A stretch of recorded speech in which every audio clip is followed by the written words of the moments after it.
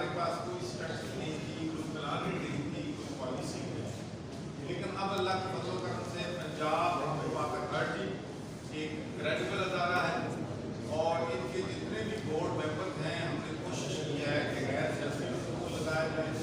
Professional को लगाया जाए।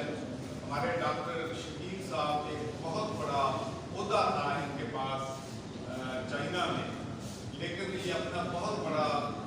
मुलाजमत जो है छोड़कर सिर्फ पाकिस्तान के लोगों की खिदमत के लिए, पंजाब के लोगों की खिदमत के लिए और लोगों को पीने का साफ पानी देने के लिए पाकिस्तान तशरीफ लाए हैं। और यहाँ पर इनको हमने चेयरमैन पंजाब मुझे ये कहते हुए बड़ा फख्र है कि माशाअल्लाह पंजाब आम पाक अथॉरिटी ने किया है और इंशाअल्लाह आप देखेंगे कि टोटल जो हम स्कीमें हैं पूरे पंजाब में 3000 स्कीमें हैं जिनको हम इम्प्लीमेंट कर रहे हैं और उनमें से 76 लाख लोगों को हम पीने का साफ पानी और 1500 स्कीमें जो हैं हम 31 दिसंबर तक इंशाल्लाह मुकम्मल कर देंगे, जिससे 76 लाख लोगों को पीने का साफ पानी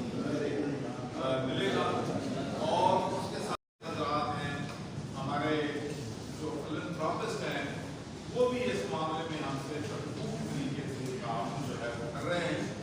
और मुझे यकीन है कि इंशाअल्लाह दिसंबर के एंड तक हमारे जो NGOs हैं मुस्तकिल हज़रात हैं वो भी तकरीबन 75 लाख लोगों को प्रोवाइड कर देंगे। तो हम 31 दिसंबर से पहले 1.5 करोड़ लोगों को पंजाब में पीने का साफ पानी प्रोवाइड कर रहे होंगे और उसके बाद इंशाअल्लाह जो दूसरी 1500 स्कीमें हैं वो हमारा टारगेट है अगले साल के जून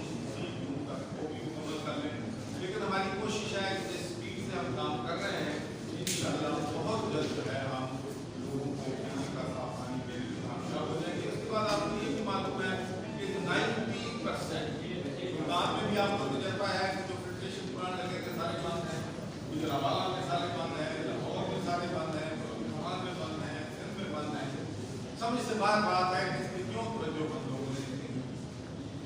तो इंशाअल्लाह उसके लिए एक जामी प्लान है, पब्लिक हेल्थ के साथ मिलकर हम जितनी भी वाटर स्कीमें हैं पंजाब में बंद पड़ी हैं, फिल्ट्रेशन प्लांट बंद पड़े हैं,